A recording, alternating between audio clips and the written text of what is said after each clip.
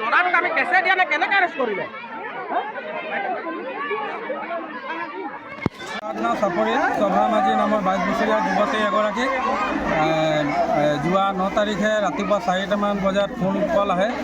ডিমনা বম্বৈ লাইনৰ বৰুণ মাঝি নামৰ ব্যক্তি যুৱক এজনে আমি গম পাওঁ তেখেতৰ মাজত মানে প্ৰেম কিবা এটা আছিলে, কিন্তু ছোৱালীজনী ফোন কৰোঁতে ৰিচিভ কৰিলে তাইৰ ভণ্টি পূজা মাঝি ফোন কৰাৰ পাছত তাইক অনুৰোধ কৰে যে ছোৱালীজনীক বোলে ফোনটো দিব লাগে।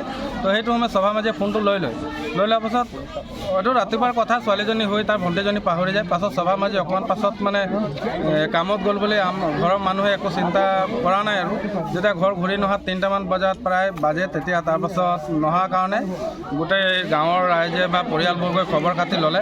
খবৰ খাতি লোৱাৰ পাছত একো উপায় নাপাই লাহোৱাল আৰক্ষী থানাত লগে লগে এটা এজাহাৰ দিয়া হৈছিলে। এজাহাৰ দিয়া হোৱাৰ পাছত মানে ঘৰৰ পৰা নিৰুদ্দেশ বুলি এজাহাৰ দিছিলে। এজাহাৰটোৰ ভিত্তিত একো তেনেকুৱা মানে কাৰ্যসূচী লাহোৱাল আৰক্ষী থানাই লোৱা নহ'ল। তাৰ পাছত ল'ৰাটোৰ ঘৰতো মানে গাঁৱৰ ৰাইজে গৈছে। ল'ৰাটোৰ ঘৰতো তেতিয়া ক'লে যে বৰুণ মুৰা নামৰ ল'ৰাজনে যে মই অনা নাই, মই ফোন কৰিছিলোঁ, হয় মই তেওঁক ভাল পাওঁ, সেই কথাটো ওলাইছিলে। কিন্তু ইমানখিনি কৰাৰ পাছত কেছ দিয়াও হৈছিলে। তাৰপাছতো ল'ৰাটোৰ ওপৰত একো মানে এনেকুৱা পুলিচে একো আৰক্ষী বিভাগে একো মানে গুৰুত্ব প্ৰদান নকৰিলে। তাৰপাছত আমি 9 তাৰিখ মানে যেতিয়া আমি গম পাওঁ তেতিয়া কি হ'ল, ল'ৰাটো মানে ছোৱালীজনী শোভা মাঝি ডেকা জানো চেঁচা নৈৰ ওপৰত মানে পানীত ছোৱালীজনীৰ ডেড বডি মৃতদেহ এটা উলংগ শৰীৰে মানে এটা পোৱা গৈছে। আঘাতৰ চিন আমি শুনামতে নলীটোত আঘাতৰ চিন আছে। বলাৎকাৰটো তাৰ পজিশ্যনটো আমি ফটো দেখিছোঁ, আমি অনুভৱ কৰিছোঁ। মানে ডক্টৰে অকণমান কৈছে আমাৰ ওচৰত তথ্যটো মানে কি পষ্টমৰ্টেম ৰিপৰ্টটো মিলনগৰ থানাৰ ওচৰত আছে বুলি আমি জানো। ডক্টৰে কি লিখি দিছে ইমান সঠিককৈ নাজানো, কিন্তু বলাৎকাৰ কৰা বুলি কৈছে আৰু অন্তঃসত্ত্বা আছিলে, বেবী এটা আছে বুলি আমি শুনিব পালোঁ। তো গতিকে ভয়ংকৰ ইছ্যু এটা মানে ওলাই আছে। গতিকে ইয়াৰ আঁৰত কি আছে, ৰহস্য কি আছে? ৰহস্যটো এতিয়ালৈকে আৰক্ষী থানাক আমি এজাহাৰ দিছিলোঁ, তেতিয়ালৈকে একো কাৰ্যসূচী নল'লে। কিন্তু এতিয়া আমি শুনি পাইছোঁ ল'ৰাটোক এৰেষ্ট কৰিলে। যদি আমি এৰেষ্ট কৰিছে তেতিয়াহ'লে কি ভিত্তিত এৰেষ্ট কৰিলে? আৰু যদি এৰেষ্ট কৰিছে তেতিয়াহ'লে তেতিয়াই তদন্ত কেলৈ নহ'ল আৰু আজি কেলৈ এৰেষ্ট হ'বলৈ পাইছে? আমি পূৰা সঠিকভাৱে ক'ব পৰা নাই। এৰেষ্ট হৈছে বুলি শুনিছোঁ, যদি এৰেষ্ট হৈছে কি ভিত্তিত হৈছে আমি নাজানো। আৰু আৰক্ষী প্ৰশাসনে এতিয়া আমাক ৰাস্তাত আগচি লৈছে। ৰাস্তাত আগচি আমাক কৈছিলে যে কাগজটো আমাক তাতে দিব লাগে বা তাত যাব নালাগে। তো সেইকাৰণে আমি আজিকালি ৰাস্তা পদূলি আমি কাগজ দিয়াটো উচিত নে আমি লাহোৱাল আৰক্ষী থানাত আহিব লাগিব? তো সেই বিষয়লৈ আমি মানে বহুত চিন্তনীয় হৈ আছোঁ। ইয়াত কিবা গোপন বুজাবুজিৰ সন্দেহ প্ৰকাশ হৈছে। গতিকে আমাক শোভা মাঝিৰ মৃত্যুৰ যিটো তদন্ত ধুনীয়াকৈ কৰি আৰু সেই বৰুণ মুৰা নামৰ ব্যক্তিজনক উচিত ন্যায় প্ৰদান কৰিব লাগে। আৰু দিনে দিনে আমাৰ অসমখনত বহুত এনেকুৱা হৈ আছে।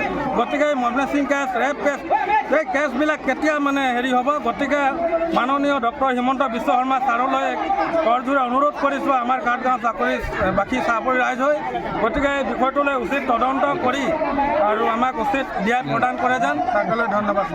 মাঝি যিটো কেছ হৈছে আজি, এইটো ঘৰৰ পৰা নি কিনে মাৰি পেলোৱা ল'ৰাজন, তাক উচিত শাস্তি দিব লাগে, ফাঁচি হ'ব লাগে। যদি আগতো এনে কৰিছে নেকি, আজি কৰিছে বুলি আজি সাহস পাইছে তাৰ ৰাতিত মাৰি, আৰু ইয়াৰ ভিতৰত আৰু এটা ইয়াত যদি থানাই আপোনাৰ লাহোৱাল আৰক্ষী চকী ইয়াত তদন্ত লোৱা নাই, তেনেহ'লে এইটো আইনমতে তাহাঁতৰ ল'ৰা আৰু ছোৱালী যিটো নাম্বাৰ কথা পাতিছিলে সেইটো কল ৰেকৰ্ডিং আপোনালোকৰ অফিচৰ দ্বাৰাই আছে। মোবাইল অফিচৰ পৰা আপুনি কল ৰেকৰ্ডিং আছে, তাৰ পৰাও সিহঁতে এইটো উলিয়াব পাৰে। আজি মানে লাহোৱাল আৰক্ষী চকীয়ে একো ব্যৱস্থা লোৱা নাই।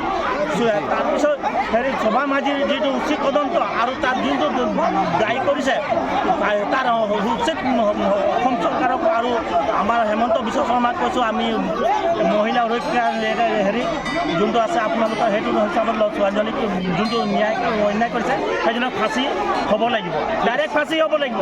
তাক মানে এনেকৈ জীয়াই থ'ব নালাগে। যদি আজি কৰিব পাৰিছে কালিও এইটো কৰিব পাৰে, তাৰ আগতো কৰিছে নেকি, আজি ইমান সাহস কৰিব পাৰিছে নেকি?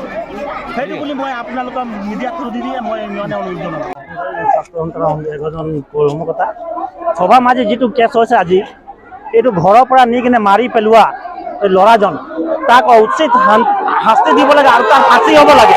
যদি আগতে এনে কৰিছে নেকি, আজি কৰিছে বুলি আজি সাহস পাইছে তাৰ ৰাতিত মাৰি, আৰু ইয়াৰ ভিতৰত আৰু এটা ইয়াত যদি থানাই আপোনাৰ আৰক্ষী লাহোৱাল আৰক্ষী চকী ইয়াত তদন্ত লোৱা নাই, তেনেহ'লে এইটো আইনমতে তাহাঁতৰ ল'ৰা আৰু ছোৱালী যিটো নাম্বাৰ কথা পাতিছিলে সেইটো কল ৰেকৰ্ডিং আপোনালোকৰ অফিচৰ দ্বাৰাই আছে।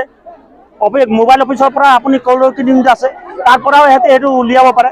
আজি মানে লাহোৱাল আৰক্ষী চকীয়ে একো ব্যৱস্থা লোৱা নাই।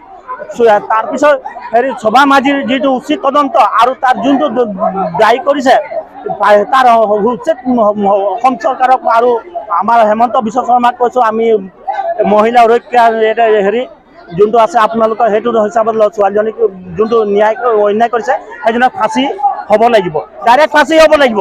তাক মানে এনেকে জীয়াই থ'ব নালাগে। যদি আজি কৰিব পাৰিছে কালিও এইটো কৰিব পাৰে, তাৰ আগতো কৰিছে নেকি, আজি ইমান সাহস কৰিব পাৰিছে নেকি, সেইটো বুলি মই আপোনালোকৰ মিডিয়া থ্ৰু দি মই ইমানে অনুৰোধ জনালোঁ।